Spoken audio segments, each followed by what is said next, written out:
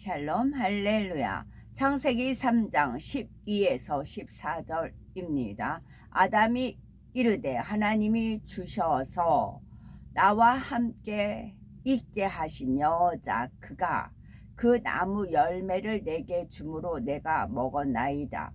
여호와 하나님이 여자에게 이르시되 네가 어찌하여 이렇게 하였느냐. 여자가 이르되 뱀이 나를 꿰므로 내가 먹었나이다. 여호와 하나님이 뱀에게 이르시되 네가 이렇게 하였으니 네가 모든 가축과 들의 모든 짐승보다 더욱 저주를 받아 배로 다니고 살아있는 동안 흙을 먹을지니라. 아멘. 창세기 강의 75번째입니다. 하나님께서 아담에게 선악과를 먹은 일에 대해서 물으시는 장면이 있었지요. 선악과를 먹은 일에 대해서 아담과 하와가 책임을 회피하는 장면과 죄로 인해 저주가 땅에 임하는 결과에 대해서 살펴봅니다. 12절에 아담이 가로되 하나님이 주셔서 나와 함께 하게 하신 여자 그가 그 나무 실과를 내게 주므로 내가 먹었나이다. 하나님께서 내가 너더러 먹지 말라 명한 그 나무 실과를 네가 먹었느냐라고 물으시니 아담이 답변한 내용입니다. 이렇게 물으신 이유는 아담에게 진실한 답을 듣기 위함이었지요. 아담은 자신이 죄를 범한 까닭에 두려운 마음이 들었습니다. 그래서 육신의 생각을 동원하여 자신이 선악과를 먹었다고 시인하면서 동시에 자신의 아내를 들먹였지요. 자신의 잘못을 인정하는 듯 하면서 근본 책임은 아내에게 돌리고 있습니다. 물론 아내 하와가 선악과를 먼저 먹은 것은 사실입니다. 아담의 대답처럼 하와가 먼저 먹고 아담에게 주었지요. 그런데 하나님께서는 하와에게 묻지 않고 먼저 아담에게 물으셨습니다. 이는 하나님께서 아담을 첫째 하늘과 에덴 동산의 모든 피조물을 다스리는 최고 머리로 존중해 주신 것입니다. 물론 그 안에는 아내 하와도 포함되어 있지요. 최고 머리라는 직임에는 최고 책임자라는 뜻도 담겨 있습니다. 권세와 함께 책임도 따르지요. 하나님께서도 하와가 먼저 선악과를 먹은 사실을 아십니다. 하와는 아담의 사랑받는 아내였지만 아담의 권세 아래 있는 하나의 지체이기도 합니다. 하나님께서는 아담에게 최고 권세자로서 위엄을 지킬 수 있는 마지막 기회를 주시려 했지요. 큰 허물이 드러나 퇴직을 당한다 해도 명예롭게 할 수 있도록 배려해 주셨습니다. 그런데 이 순간에도 아담은 어떻게든 자신의 책임을 줄여보려고 자기 아내를 거론했던 것입니다. 얼마나 진실하지 못하고 나약한 모습입니까? 하마스 그러니까 포로 한 명당 하마스 30명 아주 교환하는 그런 것이 있지요. 어제 제가 이제 저쪽 집회 나갔다가 그 청년들이 이제 순수한 마음으로 하는 그런 이제 모임에 같이 동참을 했을 때 이제 달이 환하게 떠 있고 또 별이 반짝반짝 이제 비쳐 있고 어둡지만 그 어두운 하늘 속에 하얀 구름이 엄청나게 많이 빽빽해 있는 거를 저는 이제 보여지더라고요.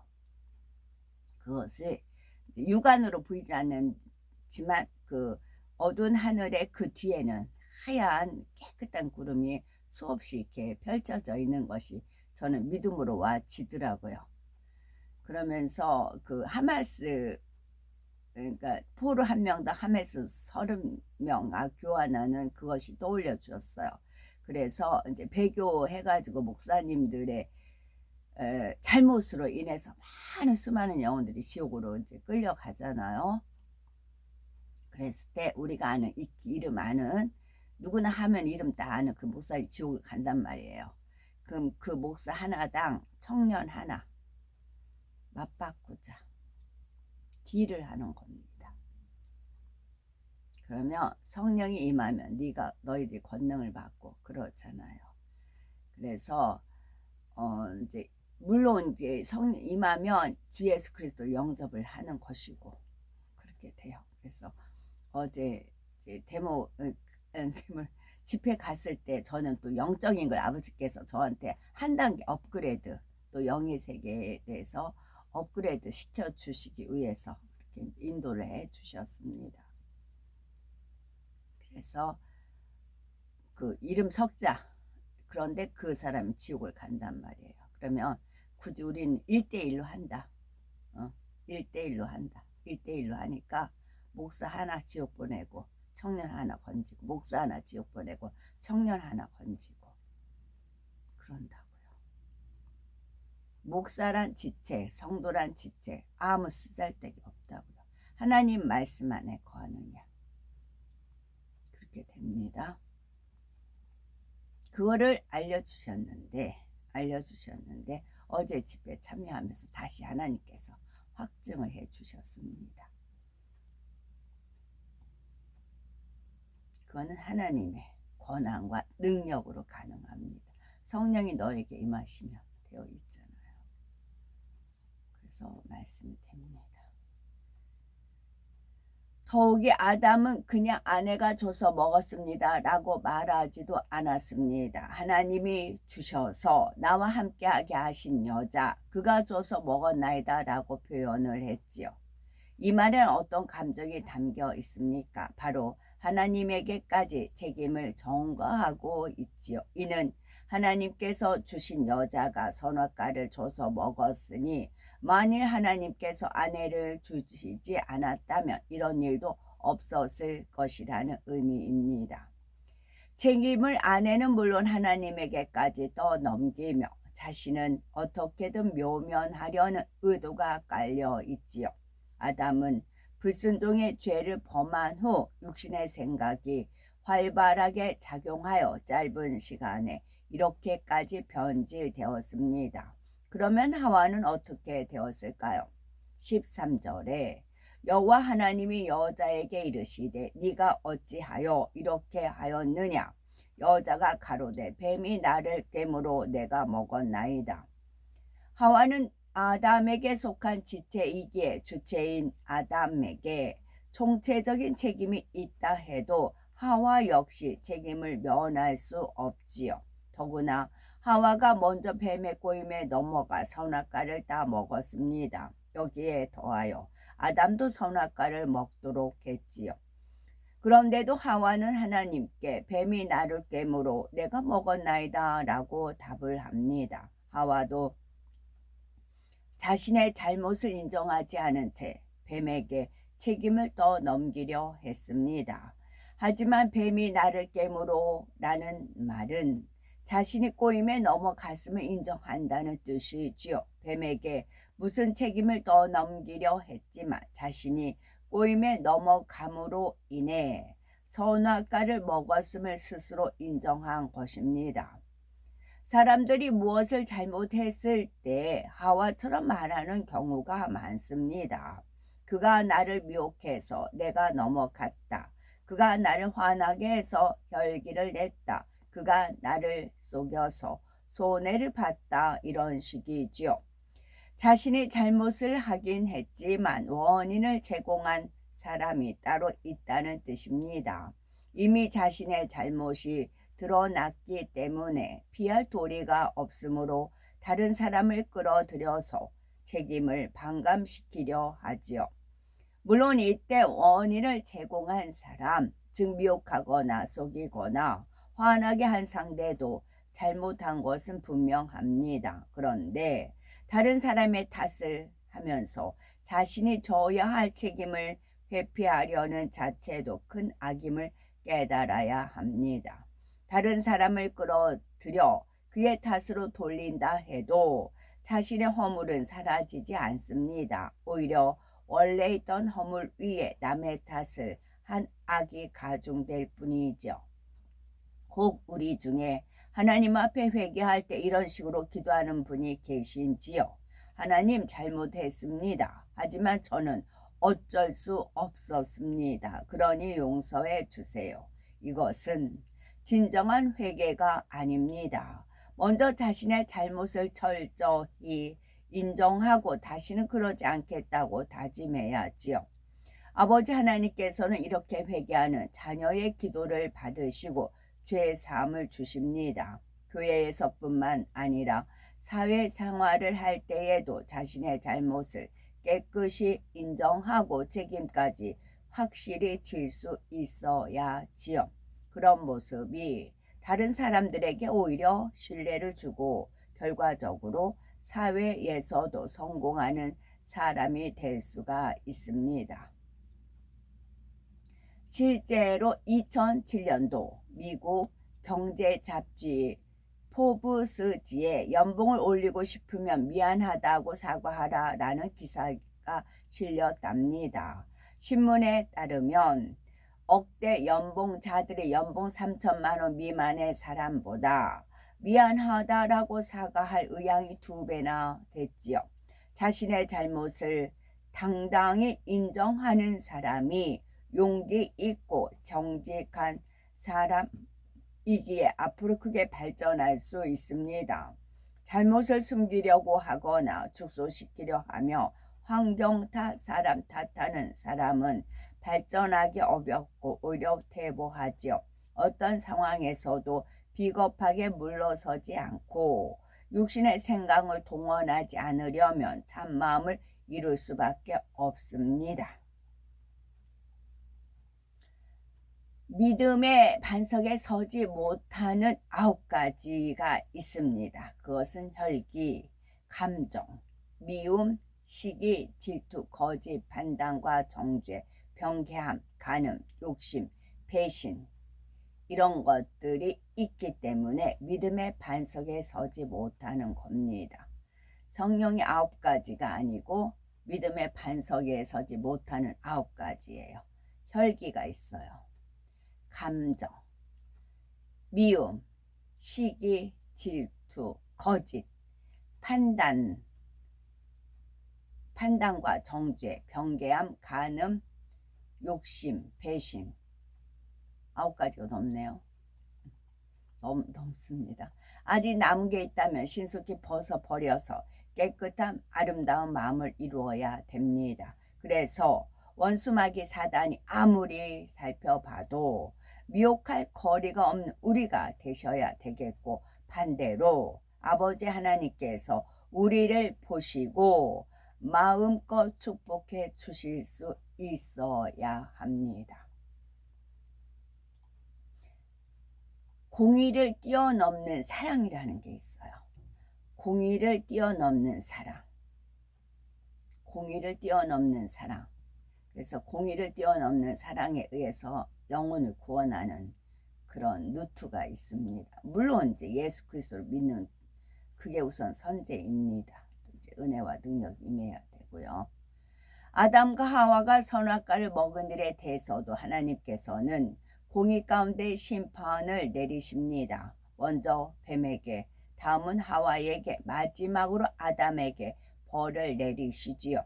14절에 여호와 하나님이 뱀에게 이르시되 네가 이렇게 하였으니 네가 모든 육축과 들의 모든 짐승보다 더욱 저주를 받아 배로 다니고 종신토록 흙을 먹을지니라. 여기서 먼저 주목해야 할 부분은 뱀이 모든 육축과 들의 모든 짐승보다 더욱 저주를 받는다라는 말씀이지요. 이는 뱀뿐만이 아니라 모든 육축과 들의 모든 짐승도 함께 저주를 받았다는 의미입니다. 그래서 그 중에서 뱀이 가장 큰 저주를 받았다는 거지요. 모든 육축과 들의 모든 짐승이라고 가리키는 대상을 정확히 알아야 되겠죠. 바로 지구상의 모든 육축과 들의 모든 짐승이 여기에 해당이 됩니다. 둘째, 하늘에 있는 에덴 동산의 동물들 중에서는 뱀만 해당이 됩니다. 하와를 깨웠던 그 뱀 딱 한 마리만이 아니라 에덴 동산에 있는 모든 뱀이 저주를 받아 지구로 쫓겨났지요. 백과사전에 따르면 현재 지구상에는 2800여 종의 뱀이 있다고 합니다. 당시 에덴 동산에도 수많은 종의 뱀이 있었습니다. 그 모든 뱀이 저주를 받아 함께 이 땅에 쫓겨났지요. 따라서 그 후에 에덴 동산에서는 뱀 형상의 짐승이 사라졌습니다. 물론 전국에도 뱀 모양의 짐승이 없지요. 예전에 공룡이 범죄하여 쫓겨났을 때에도 주동자들뿐만 아니라 공룡 전체가 쫓겨났습니다. 이는 그들 모두가 주동자들에게 동조하는 불순한 마음을 지녔기 때문이지요. 에덴 동산의 뱀들도 마찬가지 상황입니다. 그러면 에덴 동산 사람들 중에서는 아담과 하와만 쫓겨난 이유는 무엇일까요? 에덴 동산 아담의 후손들은 선악과를 먹고 싶은 마음을 품지 않았습니다. 하나님의 명을 거스를 생각조차 하지 않았지요. 이 아담과 하와만 에덴 동산에서 지구로 내쫓긴 것입니다. 로마서 8장 22절에 피조물이 다 이제까지 함께 탄식하며 함께 고통하는 것을 우리가 아나니 했습니다. 이는 피조물 즉 지구의 모든 동물이 함께 저주를 받았음을 의미하지요. 동물뿐만 아니라 지구의 식물들에게도 저주가 임했습니다. 창세기 3장 17에서 18절에 땅이 아담으로 인해 저주를 받아 가시덤불과 엉겅퀴를 낼 것이리라 말씀하였죠. 이에 대해서 중요한 대목이 바로 땅, 곧 흙이 저주를 받았다는 것입니다. 모든 피조물을 조성한 근본 재료는 지구의 흙과 물입니다. 당시의 물은 생명력이 깃든 생명수였지요. 하나님께서 말씀으로 명하시면 흙과 물이 일정한 비율로 결합하여 각각의 피조물로 탄생했습니다. 피조물의 근본 재료로 사용된 흙은 그 종류와 성질이 매우 다양하지요. 부드럽고 온순한 성질을 가진 흙, 거친 흙, 쉽게 변질되는 썩는 흙, 독한 성질을 가진 흙 등 어떤 성질을 가진 흙으로 빚어 만들었느냐에 따라서 피조물의 본성이 결정이 됩니다. 부드럽고 온순한 성질을 가진 흙, 강하고 거친 흙, 쉽게 변질되고 썩는 흙, 독한 성질을 가진 흙입니다. 예를 들어서 뱀을 조성한 흙의 성질은 어둠을 접하면 간교하게, 빛을 접하면 지혜롭게 될 수가 있는 것입니다. 이처럼 짐승마다 그 몸을 조성한 흙 성분에 따라 각각 다른 본성이 잠재되어 있습니다. 그 본성이 영적인 빛의 지배하에서는 선하고 아름답게 변화되지요. 모든 짐승이 온순해서 싸우는 일이 없었고 힘이 약한 짐승을 잡아먹는 일도 없었습니다. 각자 정해진 생명의 기한대로 살다가 죽으면 흙으로 돌아갔지요. 그런데 아담의 범죄로 인해서 모든 피조물의 근본 재료인 흙에 저주가 임했다는 것입니다. 그 결과 흙 자체가 지닌 본연의 성질이 그대로 드러나게 되었지요. 작은 곤충들과 눈에 잘 띄지 않는 미생물들까지 얼마나 악한 본성이 드러났는지 알 수가 있습니다. 더구나 세상의 죄악이 간영함에 따라 동물들은 더욱 사악해졌지요. 그래서 세상 끝날이 가까울수록 독성이 더 강한 세균과 바이러스가 등장하는 것입니다. 죄로 인한 저주가 땅에 임한 이후로 이 땅과 사람들의 마음은 원수마귀 사단 주관 아래에 갈수록 더욱 황폐해졌지요. 그러나 이렇게 죄로 인해서 황폐해진 사람의 마음도 아버지 하나님께서는 얼마든지 고치실 수가 있습니다. 그러므로 우리들은 잃어버린 하나님의 형상을 온전히 되찾기까지 간절히 하나님의 낯을 구하셔서 하나님께서 부어주시는 은혜와 능력으로 신속히 영으로 온 영으로 들어가야 되겠죠. 아멘. 샬롬.